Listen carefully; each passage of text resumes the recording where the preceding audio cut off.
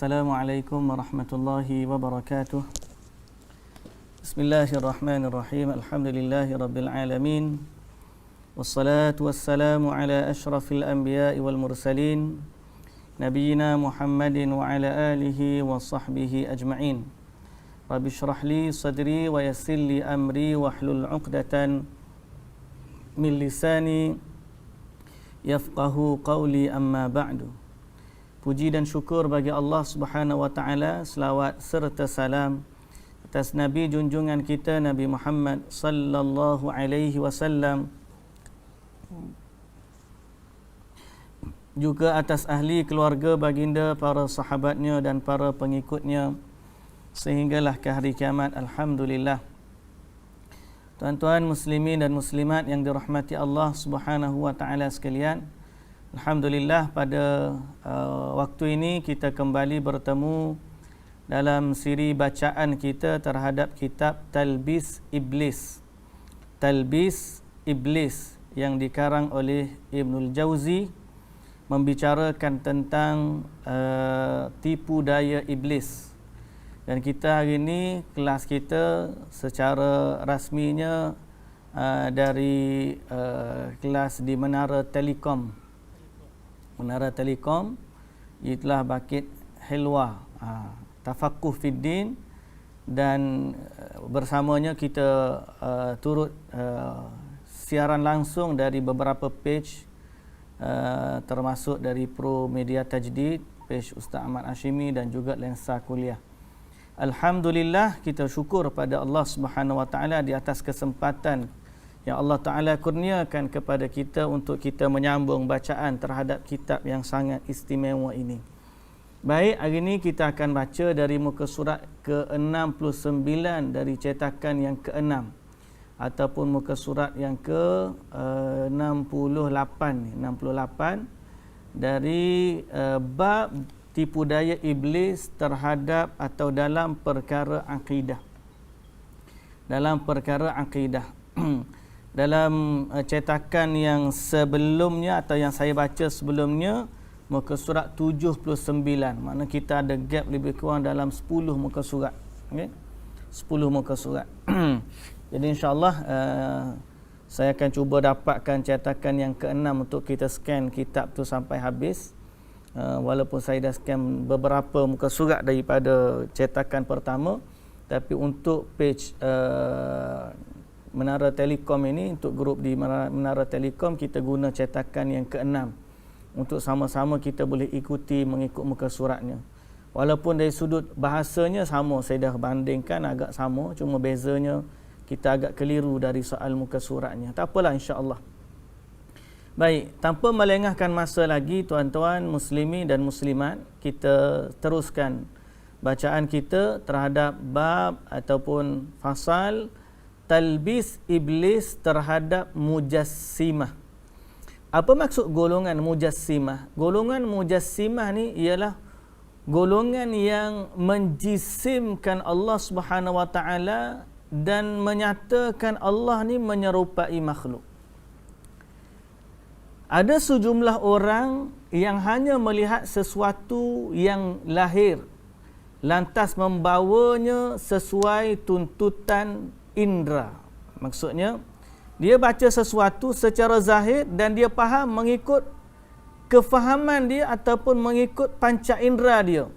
Kalau kata begini sifatnya, dia akan ukur dengan apa yang dia pandang. Sebahagian dari mereka mengatakan sesungguhnya Allah memiliki jasad. Maha tinggi Allah dari apa yang mereka katakan ini.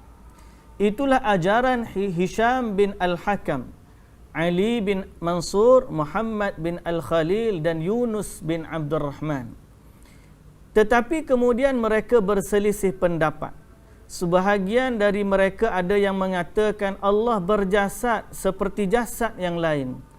Yang lain berkata Allah berjasad namun tidak seperti jasad yang lain. Jadi mereka berselisih pendapat. Mereka pun kembali berpendapat, berbeza pendapat. Sehingga ada di kalangan mereka yang berkata Allah adalah cahaya. Dan sebahagian yang lain mengatakan Allah dalam bentuk batangan emas putih. Demikianlah yang diucapkan oleh Hisham bin Al-Hakam. Dalam kesempatan lainnya dia berucap, sesungguhnya Allah setinggi 7 jengkal, yakni dengan ukuran sesuai jengkalnya. Maha suci Allah daripada perkataan yang buruk itu. Ibnul Jauzi berkata, jawapan kepada mereka, keyakinan ini melazimkan bahawa Allah juga mempunyai sifat yang dapat dijelaskan tentang bagaimananya Allah. Kalau kita berfikir sebegitu, makna kita akan bawa kepada satu penjelasan bagaimana Allah tu, zat Allah tu, mereka akan detailkan bagaimana zat Allah. Okey? Dan keyakinan ini membatalkan tauhid. Kita beriman dengan lafaz-lafaz yang Allah bagi tahu tentang tangan, tentang wajah, tetapi kita tak pernah, kita dan tidak boleh menjasadkan Allah Subhanahu wa taala. Kita beriman dengan lafaz, kita memahami lafaz tersebut, tetapi kaifiatnya kita serahkan kepada Allah dan kita kata wallahu a'lam. Okey, itu sifat akidah ahli sunnah wal jamaah. Padahal diakui bahawa hakikat yang boleh dibagaimanakan hanyalah bagi sesuatu yang memiliki jenis serta padanan, sehingga perlu dipisahkan dan dibezakan dari padanannya. Sedangkan Allah, Rabb yang maha benar, bukan zat yang berjenis dan tidak memiliki padanan. Kita boleh banding dengan lain, baru kita boleh buat gambaran. Tapi Allah tidak memiliki bandingan. Bagaimana kita nak bandingkan Allah dan nak gambarkan Allah Azza wa Jalla? Tidak boleh. Tidakkah anda melihat bagaimana mereka menetapkan sifat qidam bagi Allah, namun tidak bagi manusia? Lantas, mengapa menurut mereka Allah tidak bisa sakit dan usang sebagaimana hal atau sifat itu lazim bagi diri manusia? Jadi mereka ukur dengan sifat mana? Setiap kali disifatkan Allah, mereka akan bandingkan dengan sifat manusia untuk membezakan dengan manusia, lalu dia akan nafikan daripada sifat yang ada pada manusia. Untuk mereka, kerana mereka bawa pemahaman zat Allah Ta'ala itu kepada jasad sebagaimana makhluk. Setelah itu ada yang menanyakan kepada anda, siapakah yang mengklaim Allah berjasad? Dengan bukti apa dia menetapkan bahawa semua jasad itu perkara yang muhdath, yakni baru. Dengan pernyataan tersebut, dia hendak menunjukkan anda bahawasanya Allah yang anda yakini berupa zat atau jasad yang muhdath, bukan qidam, bukan qadim, yakni azali. Okay? Di antara keyakinan mujassimah adalah Allah Azza wa Jalla boleh disentuh dan diraba, yakni dipeganglah. Maka bisa kami nyatakan kepada anda, kepadanya, berdasarkan pendapat kalian, berarti Allah mungkin bisa disentuh, diraba dan dirangkul. Maha suci Allah daripada kesesatan ini. Okey. Sebahagian mereka menyatakan Allah adalah jasad. Dia adalah ruang hampa yang semua jasad ada di dalamnya. Ajaib tuan-tuan. Pemikiran-pemikiran begini ajaib. Bayan bin Sam'an memiliki keyakinan bahawa sembahannya adalah cahaya seluruhnya. Okay? Bahawa yang dia sembah adalah cahaya seluruhnya. Pada asalnya sembahannya itu berbentuk seperti seorang lelaki, kemudian dia memusnahkan semua anggota badannya terkecuali wajah. Dengan kesesatan ini, Bayan pun dihukum mati oleh Khalid bin Abdullah. Al-Mughirah bin Sa'ad Al-Ijli mempunyai keyakinan bahawa sembahannya berwujud seorang laki-laki yang terbentuk dari cahaya, yang memakai mahkota dari cahaya, serta dia memiliki anggota badan dan hati yang memancarkan hikmah. Anggota badannya menurut Al-Mughirah berbentuk huruf hijaiyah. Pening. Kadang-kadang mim ha mim da pun mereka boleh buat. Mim ha mim da tu dari sudut kepalanya, mana kita, tubuh kita ni sebenarnya terdiri dari mim ha mim da. Macam-macam dia punya. Kemudian dibawa kepada konsep Nur Muhammad dan seumpama dengannya. Zurarah bin Ayan berkata, sang pencipta bukanlah zat yang maha kuasa, yang maha hidup, yang maha mengetahui sejak azali, tetapi dia menciptakan sifat-sifat tersebut untuk dirinya. Maha tinggi Allah dari apa yang mereka yakini. Di antara keadaan mereka yang paling menghairankan adalah perkataan kelompok Salimiyah bahawa mayat dapat makan, dapat minum, dapat menikah di alam kubur. Dibawa pula kelompok ni selain daripada akidah terhadap mujassimahnya Allah Ta'ala, maka kelompok mereka juga ada kefahaman yang lain yang pelik, iaitu mayat dapat makan, minum dan menikah di dalam kubur. Perkataan atau pendapat ini kerana mereka mendengar ihwal adanya kenikmatan tetapi tidak mengetahui hakikat kenikmatan kecuali seperti itu. Jadi mereka ni umpama seperti kelompok Salimiyah ni. Dia memahami akidah mengikut panca indera mereka. Benda yang tak boleh fikir pun dia nak fikir juga. Itu masalah bila beriman dengan akidah ni, nak kena fikir sebagaimana kita fikir dengan panca indera biasa. Kelompok Salimiyah ni, dia anggap bila dengar ayat, bila dengar hadis, cerita tentang nikmat kubur, bahawa orang dalam kubur berada dalam taman-taman syurga, ada makan, ada minum, ada. Dia pula fikir sampai ke tahap orang dalam kubur tu, jasad dengan roh tu boleh makan, boleh minum, boleh berkahwin. Yang tu kadang-kadang muncul baru ni kan ada satu klip video yang soal doa dengan kubur, soal dengan Tok Wali. Dia kata wali tu kalau dia hidup dia boleh bantu kita, lagi dia mati lagi dia boleh bantu.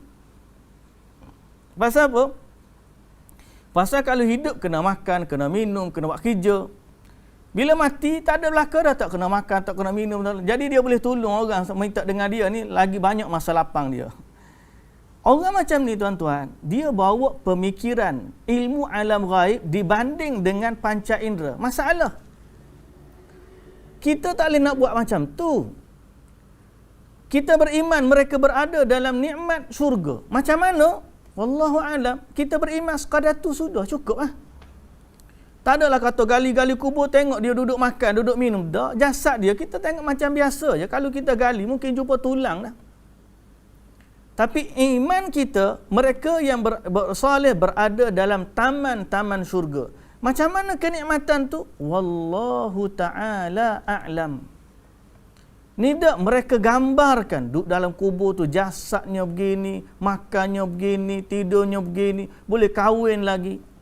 Dia gambarkan dengan panca indera dia. Salah ke salah? Tak salah. Salah. Apatah lagi kalau beriman dengan Allah Subhanahu Wa Taala. Kita beriman Allah Azza wa Jalla sebut dalam Quran tentang wajah, tentang tangan, tentang sifat-sifat Allah Azza wa Jalla. Tapi kita beriman dengan lafaz, kita memahami dengan makna, kemudian kaifiatnya serah kepada Allah. Tak adalah kata mereka dok gambar, kalau ada gitu maknanya Allah ni bentuk seperti lelaki daripada cahaya. Tak boleh. Tu dia panggil mujassimah. Mujassimah ni sesat. Jadi ada beza akidah ahli sunnah yang sebenar dengan mujassimah. Ahli sunnah yang sebenar, kita beriman dengan lafaz-lafaz atau sifat-sifat yang Allah Azza wa Jalla khabarkan kepada kita. Kita tak boleh tolak. Sebab apa? Sebab yang khabarkan kepada kita adalah Allah sendiri. Tetapi dalam memahaminya, kita memahami sekadar makna, bukan kaifiat, bukan bagaimana detail perbuatan tersebut. Kita kata lafaz ini kita faham dan kita beriman dengannya. Bagaimana sifat tu realiti pada Allah, kita tak boleh nak gambarkan.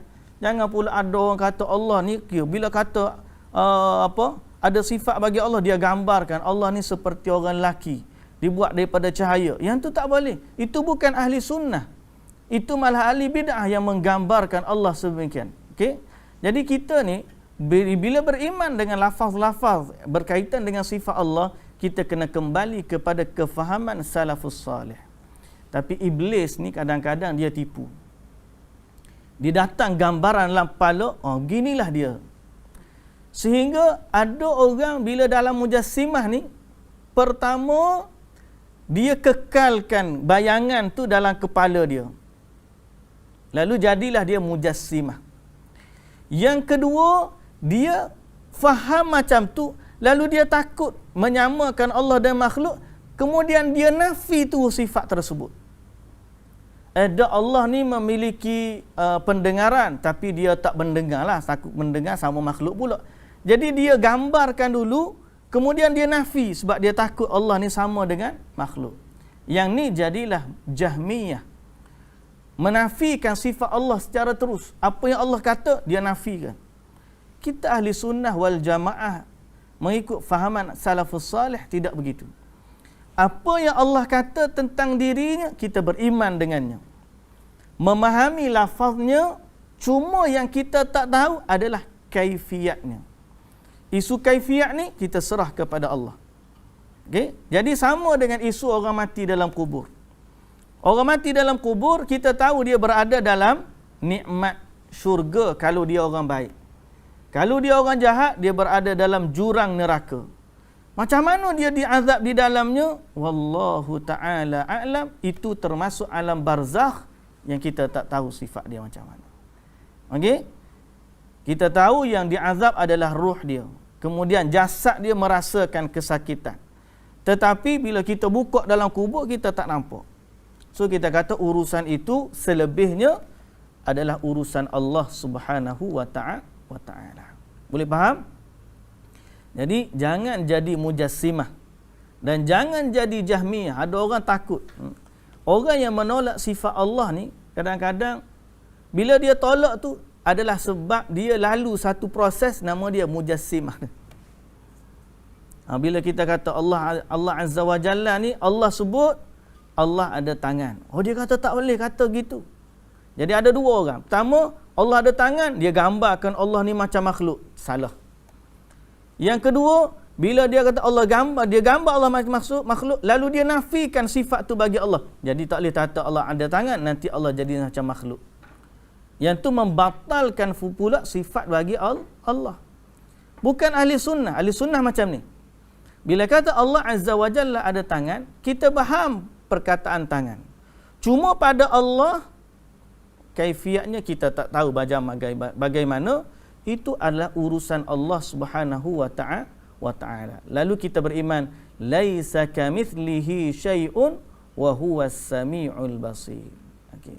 Samalah kita faham tentang sifat-sifat Allah yang lain. Allah Maha mendengar, ya, makhluk pun mendengar, tapi mendengar Allah tidak sama dengan mendengar makhluk. Allah melihat, makhluk pun melihat, tapi melihat Allah tidak sama dengan makhluk. Bagaimana pendengaran dan penglihatan Allah? Kita kata yang sesuai dan selayaknya bagi Allah, dan kesempurnaan sifatnya pada kemuncak kesempurnaan, tidak ada yang sama dan setara dengan Allah Subhanahu wa ta'ala. Dia boleh faham? Andai saja kelompok ini mencukupkan diri dengan apa yang disebutkan di dalam hadis Rasulullah sallallahu alaihi wasallam, bahawa roh orang-orang beriman itu ditempatkan pada tembolok burung dan mereka makan dari pepohonan syurga, nescaya mereka selamat. Namun mereka menyandarkan kenikmatan itu kepada jasad juga. Dia nak fikir lagu mana mayat dalam kubur tu boleh makan, boleh minum, dia pergi kepada jasad juga. Yang tu kacau lah tuan-tuan. Baik.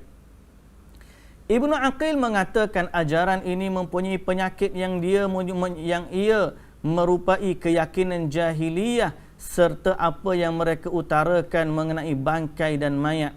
Berbicara dengan mereka sepatutnya dilakukan dengan lemah lembut agar hati mereka menerima, bukan dalam konteks berdebat.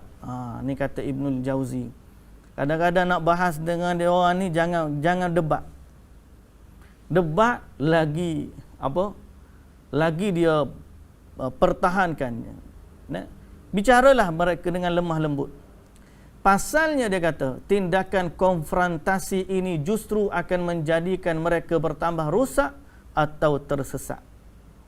Jadi ada beza konfrontasi debat dengan kita cakap dengan lemah lembut. Tak payah berdebat. Kadang-kadang orang nak ajak diskusi semata. Hari ni pun kita ada WhatsApp kata nak ajak diskusi. Dia kata waalaikumsalam, jawab macam tu sudahlah. Tak payah diskusi-diskusi. Kalau nak debat, kita sama-sama belajar, kita sama-sama bincang mana yang terbaik untuk kita dekatkan diri kepada Allah Subhanahu wa taala. Iblis mengacaukan keyakinan kelompok ini kerana mereka tidak mahu mencari penafsiran ayat, pentafsiran yang sesuai dengan dalil syar'i dan dalil akal. Ketika disebutkan bahawa mayat akan mendapat nikmat atau azab, maka diketahui bahawa penyandaran nikmat atau azab kepada jasad dan kubur adalah sebagai pernyataan seakan-akan dia mengatakan pemilik kubur ini dan roh yang ada di jasad ini diberikan nikmat dengan kenikmatan syurga atau dia diazab dengan azab neraka. Jadi dia nak faham pada jasad tu juga masalah. Tuan-tuan, puan-puan yang dirahmati Allah Subhanahu wa taala, jalan selamat dari talbis akidah iblis. Yang ni paling penting. Kita cerita beberapa minggu dah ni, cerita tipu daya. Yang paling penting ini, poin dia. Ni tanda molek ni. Ibnul Jauzi menerangkan apabila ada seseorang yang mengomentari anda mencela jalan orang-orang yang bertaklid dalam masalah usul, yakni pokok agama, juga jalan ahli kalam, lantas apakah jalan selamat dari talbis iblis ini? Maka kami menjawab, jalan selamat itu adalah jalan Rasulullah sallallahu alaihi wasallam, jalan para sahabat baginda dan orang-orang yang mengikuti mereka dengan baik, yakni salafus salih. Ini jalan selamat. Okey? Jalan paling selamat dalam soal akidah, kepercayaan. Cara mana paling selamat? Beriman cara Rasulullah sallallahu alaihi wasallam, beriman cara sahabat dan jalan orang-orang yang salafus salih. Macam mana? Yakni menetapkan serta menetapkan sifat-sifat sang pencipta.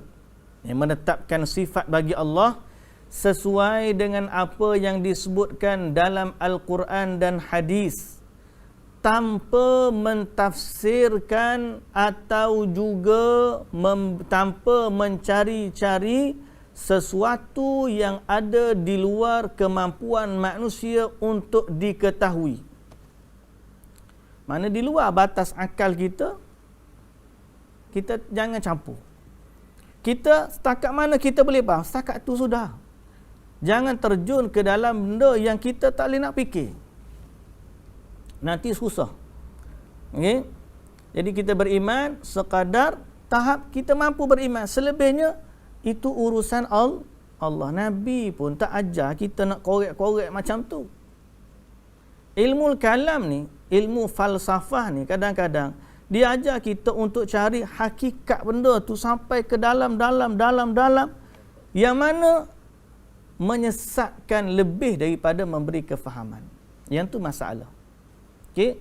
Jadi akidah mengikut Nabi, para sahabat dan salafus salih ialah menetapkan sifat sang pencipta sesuai dengan apa yang disebut dalam Quran dan Sunnah, tanpa menafsirkan dan juga tanpa mencari-cari sesuatu yang ada di luar kemampuan manusia untuk diketahui, dan menetapkan bahawa Al-Quran adalah kalamullah yang tidak termasuk dan tidak pula berbicara yang tidak termasuk makhluk. Quran adalah kalamullah, tidak termasuk makhluk. Kita tidaklah melampaui kandungan ayat-ayat Al-Quran dan tidak pula berbicara tentangnya berdasarkan pemikiran kita sendiri. Jadi kembalilah kepada ini panggil ahli sunnah wal jamaah. Kembali kepada sunnah Nabi sallallahu alaihi wasallam. Bila sebut tentang akidah, ada ke Nabi gambarkan Allah tu macam tu? Tak ada. Jadi jangan kita lari daripada track yang telah diajarkan oleh Nabi sallallahu alaihi wasallam. Jangan pula menafsirkan Al-Quran sesuai dengan pemikiran kita sendiri. Jangan. Sungguh Imam Ahmad bin Hanbal melarang seseorang berkata terkait ketetapan ini, bacaan Al-Quranku adalah makhluk atau bukan makhluk, yakni agar atau dengan tujuan dia tidak dianggap telah keluar dari jalan para salafus salih, okay? Dan menyimpang kepada bid'ah. Okay? Disebutkan dari Ja'far bin Barqan bahawasanya Umar bin Abdul Aziz berkata kepada seseorang yang bertanya mengenai bid'ah-bid'ah yang bermunculan. Umar lantas menanggapi, pegang teguhlah agama yang dianuti oleh anak-anak kecil di sekolahan dan orang Arab pedalaman, serta berpalinglah dari selain keduanya. Saya ingat kita pernah sebut tentang ajaiz. Ingat tak? Kita pernah lalu secara cepat di sini. Akidah ajaiz. Ajaiz ni maksud apa? Orang-orang anak kecil, orang biasa, Arab pedalaman, serta berpalinglah dari selain keduanya. Maksud anak-anak kecil di sekolahan. Maknanya apa yang kita terima daripada Allah cukuplah untuk kita faham. Jangan kita pula duk main fikir di luar daripada batas kemampuan. Kita rasa kita cerdik, tapi sebenarnya kepintaran begitu menyebabkan terpesong dari jalan yang benar. Nah, kadang-kadang kepintaran ni masalah juga bila tak guna dengan cara yang betul. Yang tu orang jadi ateis tu. Dia rasa dia cerdik sampai akhirnya menafikan Tuhan. Orang ahli kalam ni kadang-kadang dia rasa cerdik sehingga menafikan sifat bagi Tuhan. Umar bin Abdul Aziz pun berkata, jika kamu melihat satu kaum yang menyembunyikan ajaran mereka dari orang-orang awam, maka ketahuilah bahawa mereka sedang mendirikan ajaran kesesatan. Ini kan hati-hati. Umar bin Abdul Aziz kata, kalau orang tu belajar, tiba-tiba tak nak bagi orang awam tahu, maka kena hati-hati. Sebab apa? Mereka sedang mendirikan ajaran sesat. Sebab kalau ajaran betul, kenapa nak takut orang lain tahu? Betul tak? Umar pernah menulis satu surat kepada salah satu pegawainya. Aku berwasiat kepadamu agar selalu bertakwa kepada Allah, mengikuti sunnah Nabi, dan meninggalkan perkara baru yang diada-adakan oleh ahli bid'ah sepeninggalan baginda. Ketahuilah siapa saja yang menerapkan suatu sunnah seraya dia mengetahui bahawa sesuatu yang menyalahinya adalah salah dan keliru juga berlebihan, maka sungguh para salaf terdahulu pun bersikap menahan dan mencukupkan diri darinya berkat keilmuan dan ketajaman pandangan mereka. Okey. Jadi kalau kita ni berpegang pada sunnah dan kita tahu ada sesuatu yang menyalahi sunnah dan salah, keliru, berlebih-lebihan, maka para salaf dulu bersikap menahan diri daripadanya. Tak payah masuk kadang-kadang. Mari ajaran-ajaran pelik zaman-zaman akhir zaman ni tuan-tuan, Allahul Musta'an. Kita bimbang kepada orang-orang awam yang hanya mengikut je. Adanya guru-guru mereka yang mengajarkan macam-macam, ikut je. Okey. Jadi kita ni jangan ikut saya tuan-tuan. Saya pun tak ajak ikut saya. Kita ambil pendekatan bagaimana Nabi Muhammad sallallahu alaihi wasallam mengajarkan kita. Baru ni ada video yang saya sebut tentang bab tawassul. Tawassul kan orang kata minta dengan orang mati. Dia kata kita minta dengan orang mati ni, orang kata syirik. Siapa kata? Dia kata gitu. Kecek ni biar molek gak. Ikut ajaran Nabi Muhammad, bukan ikut hawa nafsu lah. Jadi dia kata orang yang kata berdoa ke ahli kubur tu syirik, orang ni ikut hawa nafsu. Dia hak doa dalam kepada orang mati itulah ikut sunnah Nabi, ikut ajaran Nabi Muhammad sallallahu alaihi wasallam. Orang tanya saya kata orang ni mabuk lagu ni. Pasal apa mabuk? Perkataan dia suruh ikut Nabi betul dah.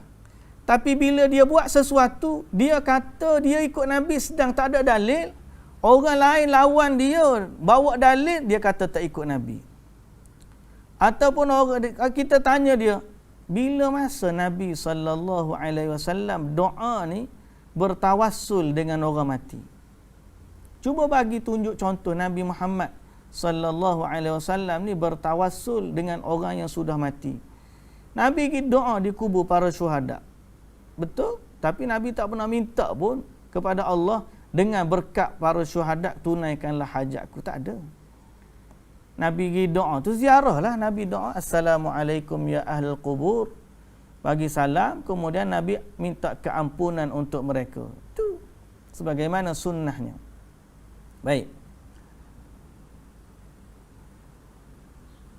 Namun ada sejumlah orang, okey, dari riwayat yang lain dari Umar disebutkan padahal mereka lebih mampu menyikap berbagai perkara, tidak ada yang mengada-ngadakan suatu perkara kecuali orang yang tidak mengikuti jalan atau tidak suka terhadap mereka.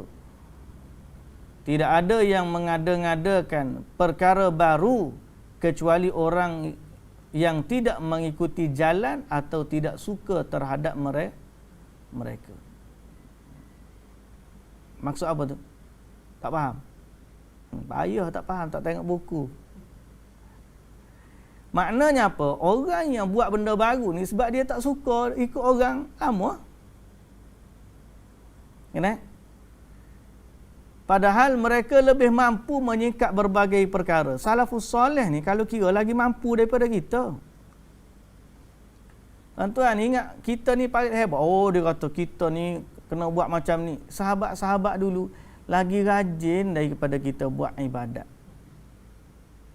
Salafus soleh dulu lagi faham bahasa Arab daripada kita. Tuan-tuan nak buat ukuran apa? Lagi cerdik, mereka cerdik lagi. Lagi warak, mereka lagi warak lagi. Lagi faham agama, lagi faham agama. Lagi dekat dengan Nabi, lagi dekat dengan Nabi. Apa hak kita nak banding kita dengan dia? Kepintaran kita lebih? Tak, dia lebih. Jadi atas apa alasan mereka tak kata sebagaimana yang kita kata? Takkanlah bila dia tak kata kita lebih cerdik daripada dia. Mustahil.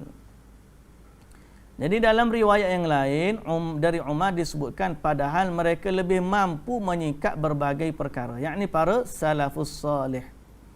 Kalau nak kata berbicara tentang sifat Allah ni, mereka nak takwil, merekalah yang lebih layak takwil daripada kita. Sebab apa? Bahasa Arab mereka lebih power daripada kita. Tapi tidak pula mereka takwil. Okey? Jadi tidak ada yang mengada-ngadakan perkara yang baru kecuali orang yang tidak mengikuti jalan atau tidak suka terhadap mereka. Dia tak nak ikut jalan sahabat atau tak suka kepada sahabat. Yang tu dia buat ajaran baru tu. Namun ada sejumlah kaum yang kurang hormat terhadap mereka hingga menjadi hina, dan ada pula yang terlalu memuja sehingga bersikap berlebihan. Apa yang tidak hormat dan apa yang memuja berlebihan. Yang tak hormat ni dia akan pecah pada dua. Golongan yang tidak hormat kepada sahabat, dan yang kedua golongan yang ta'assub kepada sebahagian sahabat. Yang tidak hormat apa dia? Golongan khawarij. Khawarij ni dia siapa-apa kat sahabat Nabi pun dia pergi bunuh. Golongan yang ta'assub terlalu memuja ialah pencinta Sayyidina Ali, yang mereka jadi golongan Syiah Rafidah. Golongan Syiah lah. Okey. So penulis bawa dua pula perbahasan. Talbis iblis terhadap Khawarij. Ibnul Jauzi mengatakan pentolan Khawarij, orang yang terburuk di kalangan mereka adalah Zul Khuwaisirah. Ini kepala panggil, kalau orang Kelantan panggil kepala pengat. Kalau Kedah panggil apa? Apa? Kalau dia hak paling tak betul ni, gangster ni, hak kepala dia panggil apa? Kepala gangster lah. Kepala Samsing. Kalau hak jenis panggil hawak. Hawak dia apa? Bawah sikit. Bawah kepala. Anak buah. Kalau kepala hawak tu apa? bos dia, ketua dia. Awak ni orang tak betul lah. Lebih kurang lagu tu lah. Pentolan Khawarij dalam bahasa Indonesia. Orang yang terburuk di kalangan mereka adalah Dzul Khuwaisirah. Dari Abi Sa'id Al-Khudri radhiyallahu anhu bahawa dia menuturkan, Ali mengutuskan seseorang untuk menyerahkan emas dari Yaman kepada Rasulullah sallallahu alaihi wasallam dalam tempat kulit yang disamak namun belum dibersihkan dari debunya. Rasulullah sallallahu alaihi wasallam lantas membahagikan emas itu kepada 4 sahabat, Zaid Al-Khair, Al-Aqra' bin Habis, Uyainah bin Hisan dan Al-Aqamah bin Ulathah atau Amr bin Tufail. Namun sebahagian sahabat beliau juga orang-orang Ansar dan lainnya merasa kurang setuju atas penyerahan harta tersebut. Maka Rasulullah sallallahu alaihi wasallam bersabda, "Ala ta'manuni wa ana aminu man fis sama' ya'tini khabarus sama'i sabahan wa masa'a." Tidakkah kalian percaya kepadaku padahal akulah orang yang kepercayaan Allah yang ada di langit. Berita langit datang kepadaku setiap pagi dan petang. Di saat demikian Nabi sallallahu alaihi wasallam didatangi oleh seorang lelaki yang bermata cekung, menonjol bahagian atas kedua pipinya, menyembul dahinya, lebat janggutnya, menyingsing sarungnya dan berkepala botak. Dia menyeru, "Wahai Rasulullah, takutlah kamu kepada Allah."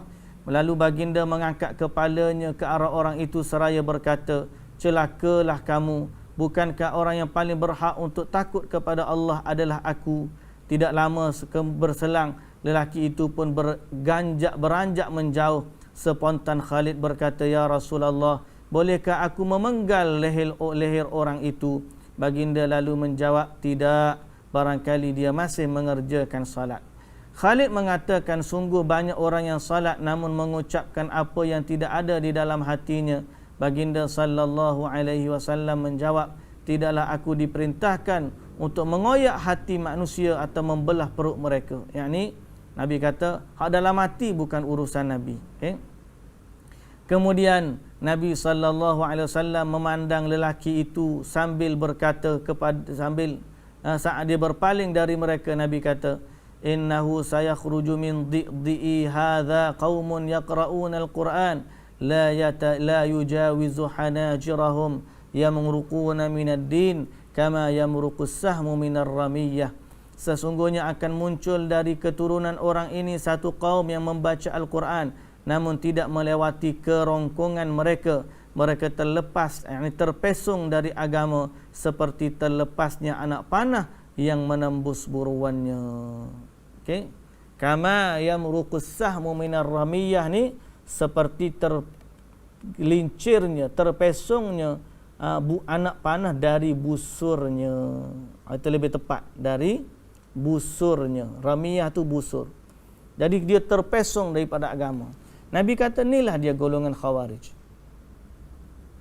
Orang yang mana tak hormat kepada Nabi, malah kata kepada Nabi, "I'dil wahai Muhammad." Berlaku adil wahai Muhammad. Sesungguhnya engkau tidak berlaku adil, atau ittaqullah, takutlah kamu kepada Allah. Dia pula pesan Nabi Muhammad sallallahu alaihi wasallam. Ibnul Jauzi berkata nama orang ini Dzul Khuwaisirah At-Tamimi. Dia merupakan orang Khawarij yang pertama kali muncul dalam sejarah Islam. Penyakit orang ini adalah kagum terhadap pandangan peribadi. Andai kata dia mahu memahami, nescaya dia akan tahu bahawa tidak mungkin ada pendapat yang lebih utama dari pendapatnya Rasulullah sallallahu alaihi wasallam. Para pengikut orang inilah yang memerangi Ali bin Abi Talib. Jadi tadi kita kata orang yang menyelisihi para sahabat ni ada dua. Satu, kelompok yang memerangi sahabat, dan yang kedua, kelompok yang ta'assub melampau kepada sahabat. Yang memerangi mereka ni golongan Khawarij. Sampai Uthman bin Affan pun mati kena bunuh kepada golongan ini.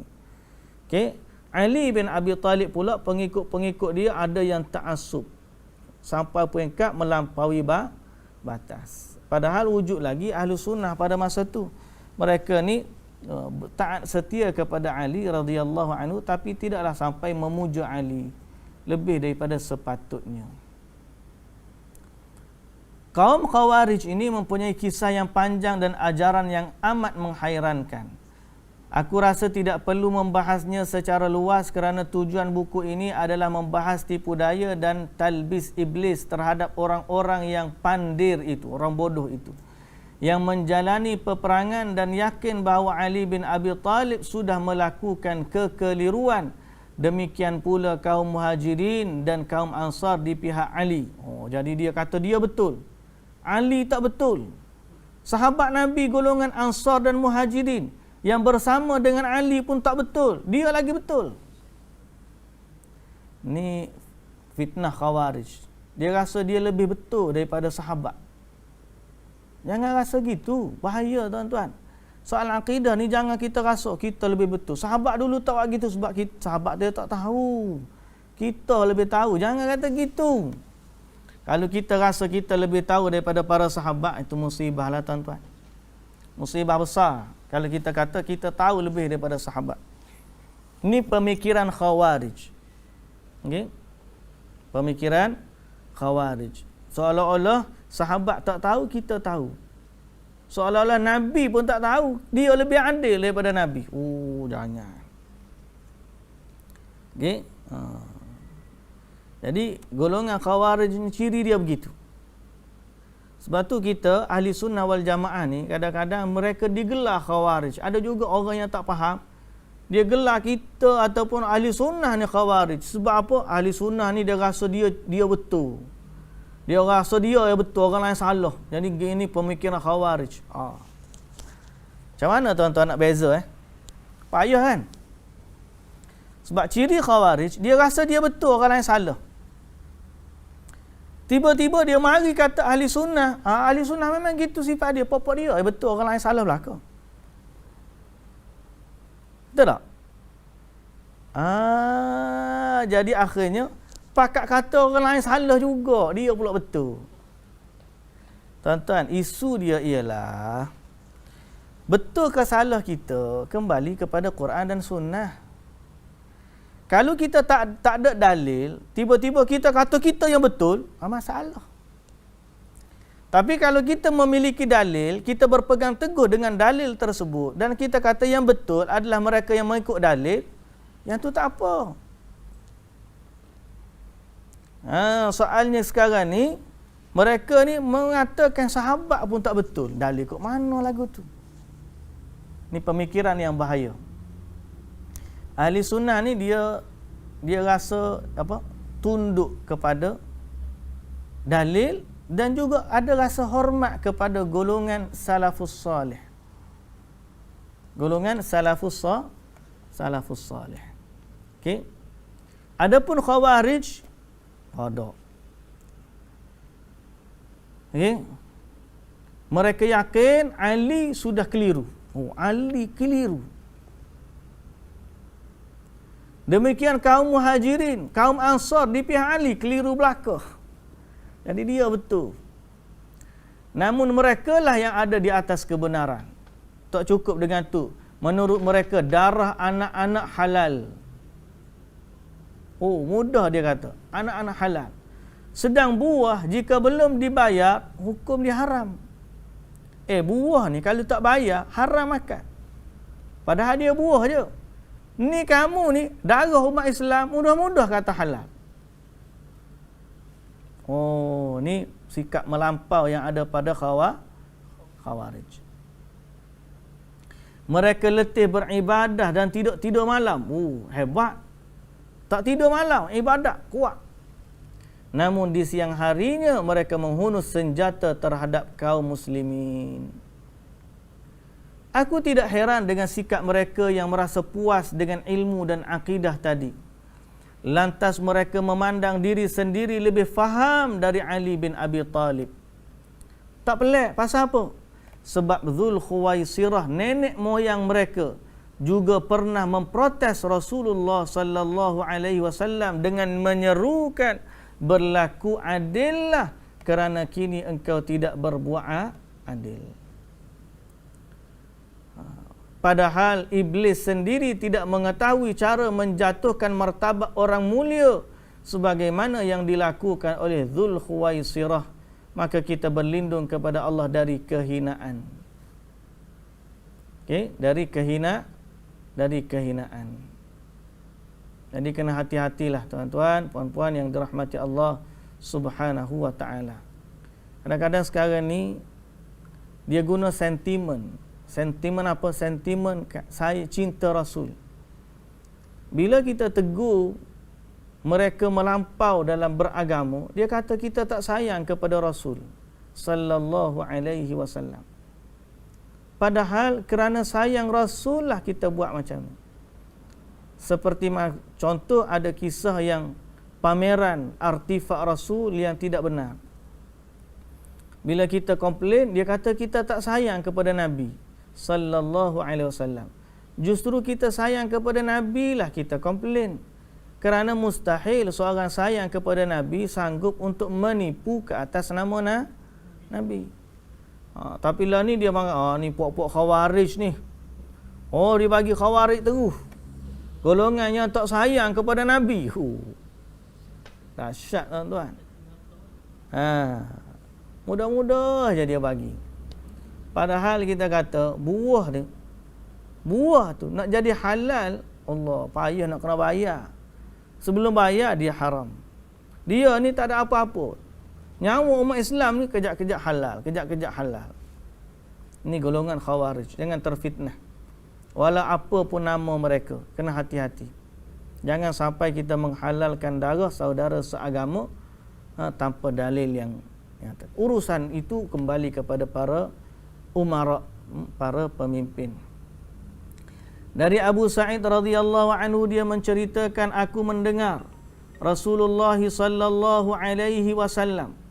Aku mendengar Rasulullah sallallahu alaihi wasallam bersabda. Okey.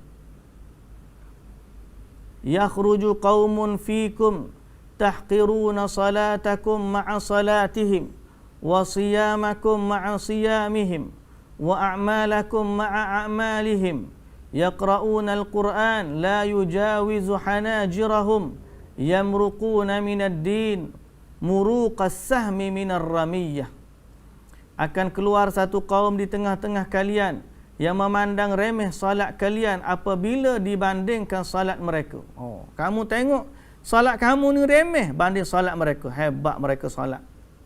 Memandang rendah puasa kalian bila dibandingkan dengan puasa mereka. Dia lagi banyak puasa daripada kita.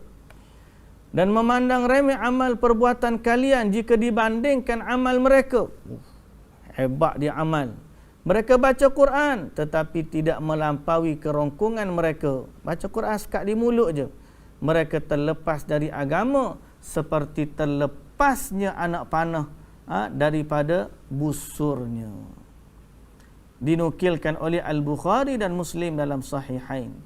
Dari Abdullah bin Abi Aufa radhiyallahu anhu dia mengatakan, aku pernah mendengar Rasulullah sallallahu alaihi wasallam bersabda, al-khawarij kilabu ahlin nar. Khawarij itu adalah anjing-anjing penghuni neraka. Penghuni neraka.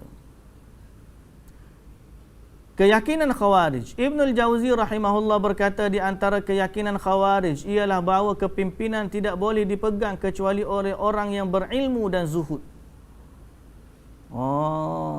Pemimpin ni kena orang alim, orang zuhud. Jadi selagi tak ada dua sifat ni, tak taat kepada pemimpin. Ketika keduanya ada dalam diri seseorang, maka dialah sang pemimpin, walaupun dia dari rakyat jelata. Berangkat dari pendapat inilah Mu'tazilah membuat satu bid'ah dengan menetapkan kaedah bahawa baik dan buruk itu harus diukur dengan akal, dan bahawa keadilan itu apa yang dibenarkan oleh akal. Sesudah itu muncul pula kumpulan Qadariyah pada zaman para sahabat. Ma'bad al-Juhani, Ghailan ad-Dimashqi dan juga Al-Ja'd bin Dirham mengajak manusia untuk tidak percaya kepada takdir. Asal daripada puak Khawarij ni. Dia rasa dia betul sehingga akhirnya dia rasa dia lebih betul daripada sahabat Nabi. Asal daripada pemikiran tu. Sehingga akhirnya dia menyimpang, tak guna dah para sahabat, dia ikut tafsiran dia sendiri. Ini bahaya. Pemikiran-pemikiran yang nak lari daripada fahaman salaf ni, dia boleh sedikit demi sedikit kemudian dia akan jadi tergelincir. Asal daripada puak Khawarij ni lah marinya Qadariyah, marinya Jahmiyah, marinya kumpulan-kumpulan yang lain. Ini asal daripada pemikiran Khawarij. Lantas Al-Ma'bad Al-Juhani diikuti oleh Wasil bin Atha. Setelah itu Amr bin Ubaid pun bergabung dengan mereka. Pada zaman itu pula muncullah kumpulan Murji'ah yang mengatakan kemaksiatan tidak berdampak buruk selama ada keimanan, sebagaimana ketaatan tidaklah bermanfaat selama ada kekufuran. Okay? Jadi dia kata selama beriman buat jahat pun tak apa, sebagaimana kalau ada kekufuran buat baik pun tak ada makna. Mana ada? Kita orang Islam, walaupun kita kata orang kafir ni amalan dia sia-sia, tidak bermaksud orang Islam ni bebas buat apa saja. Tak. Orang Islam kena baik, lebih baik daripada orang yang kafir. Kemudian orang-orang pengikut fahaman Mu'tazilah, muncul pula Mu'tazilah. Al-Hudzail, Al-Allaf, An-Nazam, Ma'mar, Al-Jahid mulai menelaah kitab-kitab falsafah pada zaman Al-Ma'mun. Dari kitab-kitab tersebut mereka merumuskan pemikiran-pemikiran bercampur aduk antara falsafah dan ajaran Islam. Maka diperkenalkan istilah jauhar, arad, zaman, tempat dan keberadaan. Kesesatan pertama yang kaum Mu'tazilah tampakkan adalah keyakinan bahawa Al-Quran adalah makhluk. Fikir akhirnya Quran jadi makhluk di sudah mereka. Sesudah itu kemudian timbullah kesesatan lainnya berkenaan dengan fahaman terkait sifat Allah, mengenai kekuasaan, kehidupan, pendengaran dan penglihatannya, yakni kaum Asy'ariyah. Sebahagian mereka mengutarakan bahawa sifat-sifat itu merupakan makna-makna tambahan dari zat. Adapun Mu'tazilah mereka ini menafikan sifat-sifat tersebut seraya mengatakan Allah mengetahui kerana zatnya dan dia juga berkuasa kerana zatnya. Pada awalnya Abul Hasan Al-Asy'ari mengikut mazhab Al-Jubba'i, akan tetapi kemudian dia memisahkan diri darinya sehingga bergabung dengan kaum muslimin dan menetapkan sifat-sifat Allah. Selanjutnya sebahagian orang yang menetapkan sifat mula meyakini keyakinan tasbih, menyerupai Allah dengan makhluknya, serta menetapkan adanya intiqal, perpindahan dalam masalah nuzul, sifat turun bagi Allah. Hanya Allah lah yang memberi petunjuk kepada apa yang dia kehendaki. Jadi tuan-tuan yang dirahmati Allah, memang kita baca kitab ni terutama dalam bab sekte-sekte ataupun firqah-firqah ni, kita terpaksa berinteraksi dengan akal lebih. Tapi sebenarnya jalan mudah bagi kita orang Islam ni beriman dengan cara yang simple, sebagaimana budak sekolah dan orang kampung. Kata Ibnul Jauzi, budak sekolah fikir selapih. Jangan nak fikir Allah kata gini, nanti sebenarnya kita pula fikir merumitkan keadaan. Sedang Allah tak suruh kita rumitkan keadaan. Nabi SAW ajar kepada kita sebagaimana yang kita boleh faham setakat itu sudah. Jangan nak fikir kalau Allah Ta'ala tu di atas, belah atas mana? Bumi ni bulat. Duduk sini atas.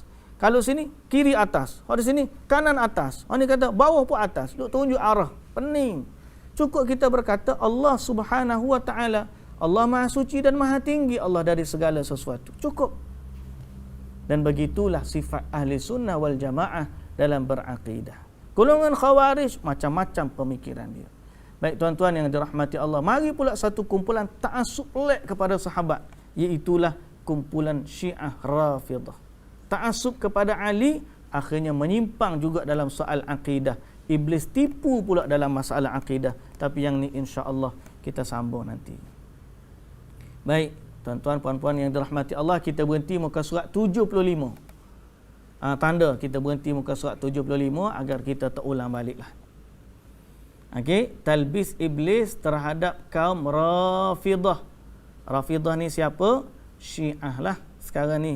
Syiah Rafidah. Nanti kita akan bincang. Ada orang kata, ustaz, saya ni tak minat bab Sunni dengan Syiah ni. Saya kira ikutlah semua okey. Tuan-tuan, kalau tuan-tuan tahu apa yang ada di sebalik fitnah Syiah, terutamanya Rafidah, kita akan bimbang. Kerana apa? Kerana penyimpangan mereka sangat-sangat besar, berbeza dengan akidah Islam yang sebenar. Sebab tu kita kena hati-hati. Jadi belajarlah berdasarkan panduan yang sebenar.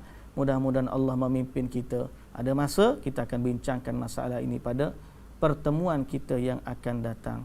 Wallahu ta'ala alam. Subhanakallahumma wa bihamdika asyhadu an la ilaha illa anta astaghfiruka wa atubu ilaik. Assalamualaikum warahmatullahi wabarakatuh.